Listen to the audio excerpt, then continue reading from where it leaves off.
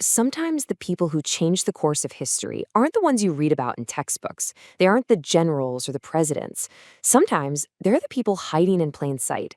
So let's get into the absolutely wild story of a man who did just that. Meet Juan Pujol García. Now, looking at him, you wouldn't think master spy. And you'd be right. His background was in things like managing a poultry farm and failing at a bunch of businesses. Not exactly the resume you'd expect for someone about to take on the entire Third Reich. So that's the big question, isn't it? How did this incredibly ordinary guy manage to pull off one of the most brilliant deceptions of World War II?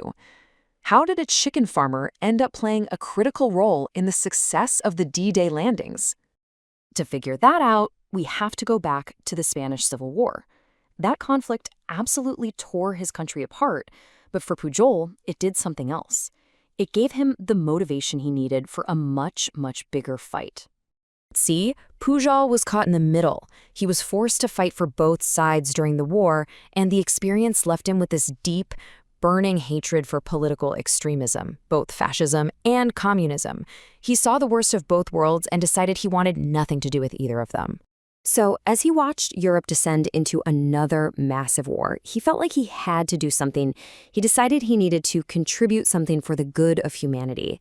And in the early 1940s, that meant one thing: helping Britain, the only country really left standing against Nazi Germany. Okay, but this is where the story gets really strange. Pujol went to the British and offered to be a spy for them, and they turned him down. He tried again, turned down again. A third time, nope. Now, any sane person would have just gone home, but Pujol, well, he had a different idea. He came up with this plan that was just completely backwards. He thought, okay, if the British won't hire me to spy on the Germans, I'll get the Germans to hire me first. His logic was kind of genius, in a crazy way.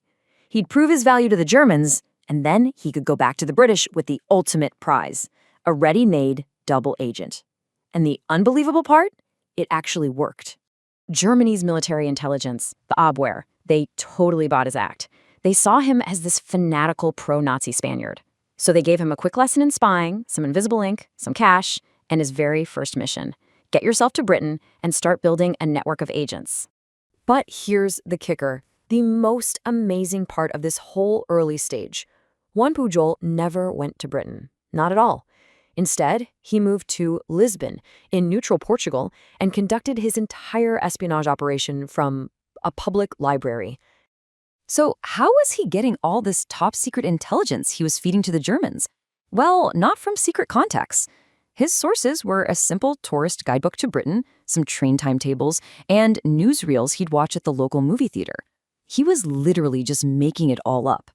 And because he wasn't there, he made some pretty funny mistakes. He reported that his agent in Glasgow could be bribed with a liter of wine, which, if you know anything about Scotland, is just not a thing. He also couldn't get his head around Britain's money system, so he'd send his German handlers itemized expense reports without a total at the bottom, because he couldn't add them up. Now, you'd think these blunders would give him away, right? Nope. The Germans loved his reports. They found them so convincing, in fact, that British intelligence, MI5, actually launched a manhunt for a major German spy ring in Britain, a spy ring that didn't exist. And that's when they finally realized something weird was going on. The real turning point came when Pujol just invented a whole fictitious convoy of Allied ships. The Germans completely believed him and sent their U-boats and ships on a wild goose chase looking for it. When MI5 saw the chaos this one guy was causing from a library in Lisbon, they finally understood his potential. They found him and brought him to Britain for real this time. He was now working for the Allies, and they gave him a codename Garbo. Why Garbo? It was after the famous actress Greta Garbo. His British case officer said it was because Pujol was, without a doubt, the best actor in the world. Now, with the full backing of MI5, Garbo created his masterpiece. He expanded his imaginary spy network until it had 27 different agents. Every single one was a work of fiction, with a detailed backstory, from a right-wing Welsh nationalist to a talkative Gibraltarian waiter. And they went to incredible lengths to make this network feel real. At one point, they had one of the agents die of food poisoning. MI5 even planted a fake obituary in the local paper.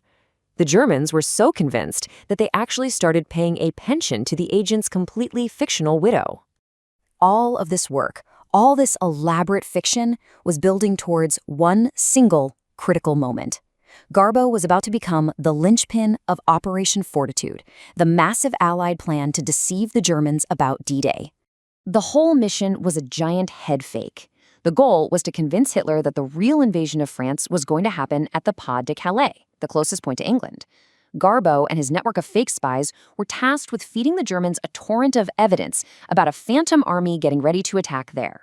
This is my favorite part. On the morning of D-Day, Garbo radioed his German handlers with an urgent warning about the landings in Normandy. But it was deliberately timed so it would arrive too late. And then, and this takes guts, he got back on the radio and chewed them out for their negligence and for missing his vital message. The Germans apologized to him, their trust in him now stronger than ever. And the results of this incredible performance? It worked better than anyone could have dreamed. Hitler remained convinced that Normandy was just a distraction, so he kept 2 powerful armored divisions and a staggering 19 infantry divisions waiting in the Pas-de-Calais for the real invasion that was never going to happen. Those are troops that could have easily crushed the beachhead at Normandy. Which brings us to the end of his wartime career, and it's an ending that is just, you couldn't make this stuff up. In July of 1944, just a month after D-Day, Hitler himself personally approved the awarding of the Iron Cross to Pujol for his incredible services to the German Reich. 4 months later, in November, he was made a member of the Order of the British Empire by King George VI. He got one of the highest honors from both sides for doing the exact same job. But after the war, Pujol was terrified of revenge from any surviving Nazis who might discover his role. So, with a little help from his old friends at MI5, he simply vanished. They helped him fake his death in Africa, and he moved to Venezuela, where he lived in total anonymity, running a little gift shop for the next 40 years. And that's what's so incredible to think about. Juan Pujol García, the chicken farmer who became Agent Garbo, who fooled Hitler and saved countless lives, he had to fake his own death and erase his identity just to live a quiet life. It's a pretty powerful reminder of the hidden costs and the strange, silent world of espionage.